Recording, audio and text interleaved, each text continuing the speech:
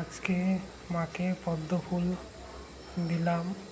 কাল রাতে মা স্বপ্ন দিয়েছিল যে পদ্ম ফুল আমার হাতে দিবি, তাই আজকে শনিবার, তাই মায়ের হাতে পদ্ম ফুল আজকে বানিয়ে কিনে এনে দিলাম।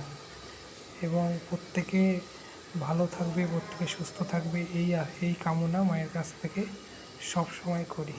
এবং কেউ যদি মাকে একটু পদ্ম ফুল দেয় বা একটা জবা ফুলের মালা দেয়, সেই পদ্ম ফুল বা মালা পেয়ে মা খুব খুশি হয় এবং তাকে দুহাত ভরে মা আশীর্বাদ করে। জয় জয় শ্যামা মায়ের জয়, জয় জয় শ্যামা মায়ের জয়, জয় জয় শ্যামা মায়ের জয়। এই দেখো পদ্মটা কি সুন্দর হয়ে গেছে এবং মায়ের হাতে দিয়ে দিলাম। দেখো মাকে কত সুন্দর লাগছে। দেখো আমার মা জগজ্জননী, আনন্দময়ী, করুণাময়ী শ্যামা মা। দেখো মায়ের হাতে কত সুন্দর লাগছে, কত সুন্দর দেখতে লাগছে।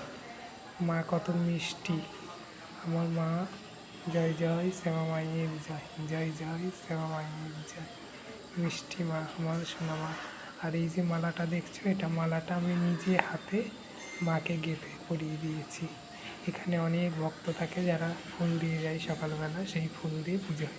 এবং আজকে পনির করেছিলাম এবং মায়ের জন্যে বড়ি ভাজা করেছিলাম, বড়ি ভাজা আর মায়ের পনির করেছিলাম একটু। মায়ের আজকে শনিবার সেহেতু আজকে মায়ের ভোগ দিলাম পনির আর বড়ি ভাজা। এবং আজ এই দেখো গণেশ দাদা, জয় গণেশ দাদা বসে আছে। গণেশ দাদা এটা আমার গুরুমা মালা গেঁথে দিয়েছে, গুরু বাবাকে মালা গেঁথে দিয়েছি আজকে। এবং ফুল তুলেছিল, অনেকে ফুল দিয়ে যায় সকালবেলা, তাই ফুল তুলে দিয়েছিলাম, ডালায় দিয়েছিলাম। এবং আরতির জন্য ফুল রেখেছিলাম, প্রদীপ, পঞ্চপ্রদীপ, পানি, শঙ্খ, বাবা ভোলেনাথ। এটা আমার অনেক পুরনো, মোটামুটি 2-3 বছর আগেকার বাবাকে ঘরে নিয়ে এসেছিলাম আমার কাজের জায়গাতে, তো সেখানে বাবাকে নিয়ে এসেছিলাম, রেখেছিলাম। এবং রাধা গোবিন্দ, আমি যখন এই রুমে থাকতাম তখন এই রাধা গোবিন্দ ছিল এই ঘরের মধ্যে, তখন ওই রাধা গোবিন্দকে আমি পুজো করেছিলাম। এবং এটা হচ্ছে বাবার চরণ, বাবা মহাদেবের চরণ। এবং বাবার হাতে সুন্দর করে ফুল দিয়ে দিয়েছি, কলকে ফুল দিয়ে দিয়েছি এবং বাবা ভোলেনাথকে সাজিয়ে দিয়েছি মায়ের চরণ। মায়ের হাতে পদ্ম, খাড়া, মুন্ডমালা, মায়ের হাতে ফুল এবং ঘি নিয়েছিলাম, ঘি দিয়ে একটু রান্না করেছিলাম আজকে। এটাই তরকারি হচ্ছিল, পনির দিয়ে আলু দিয়ে একটু সবজি বানিয়েছিলাম, সেই সবজিটা আজকে করলাম। তার সঙ্গে গ্যাসে তোমার একটু আলুর দমের মধ্যে পনির দিয়ে দিয়েছিলাম। মা কালকে চেয়েছিল যে বেটা আমাকে পনির দিয়ে রান্না করে দিবি, তাই মায়ের জন্য পনির রান্না করে মাকে দিয়েছিলাম। এবং তার সঙ্গে অন্নটাও করে নিয়েছিলাম,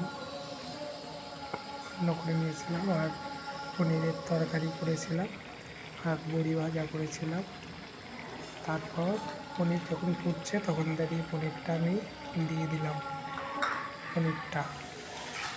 এবং তারপরে নেড়ে দিলাম একটু, পনিরের তরকারিটা একটু নেড়ে দিলাম যাতে পনিরগুলো ঠিকঠাকভাবে একটু ভেতরে জুসগুলো ঢোকে, তার জন্য একটু পনিরটা ভালো করে নেড়ে দিলাম, লবণ দিয়ে দিয়েছি। এবং নিরামিষ, একদম নিরামিষ মায়ের রান্নার, নিরামিষ কড়াই, নিরামিষ গ্যাস, এগুলো সব নতুন করে আমি কিনেছি। এবং অন্নটা বসিয়ে দিয়েছিলাম, অন্নটা গ্যাসের মধ্যে হচ্ছিল একটু, তো সেই সময় বুঝে ভাবলাম অন্নটা করে নিই তাড়াতাড়ি করে, তাই অন্নটা করে নিলাম। তারপর অন্ন হয়ে গেছিলো, দেখলাম ফুটছে কি না, দেখলাম মোটামুটি একটু হালকা ফুটেছে, অন্নটা হয়েই গেছে প্রায়।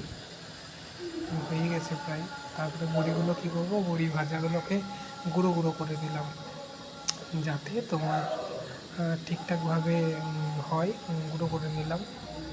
তারপরে তোমার বড়িগুলো কিছু বড়ি রাখলাম পনিরের তরকারিতে দেওয়ার জন্য, আর কিছু পনির তোমার একটু কষে নিয়েছিলাম, কষে নিয়ে নামিয়েছিলাম।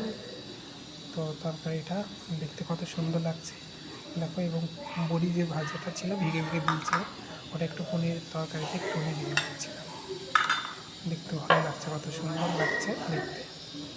আবার গ্যাসে চাপিয়ে দিয়েছিলাম, একটু নামিয়ে দিয়েছিলাম, গ্যাসে ভালো করে সবজি দিয়ে একটু পরে সবজিটা ভালো করে নেড়ে নিলাম, একটু ভালো করে ওয়েট দিলাম, যেহেতু সবজিটা ভালো করে নেড়ে দিলাম।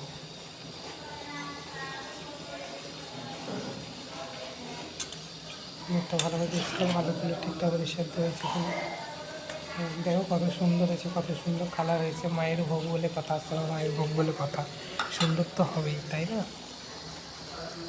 এবং দেখো পনিরটা কি সুন্দর সুন্দর করে ফুটছে। তারপরে কী করলাম, আস্তে আস্তে জল দিয়ে দিলাম, মোটামুটি 2.5 বাটি 2 বাটি 3 বাটি মতন জল দিয়ে দিলাম, যাতে একটু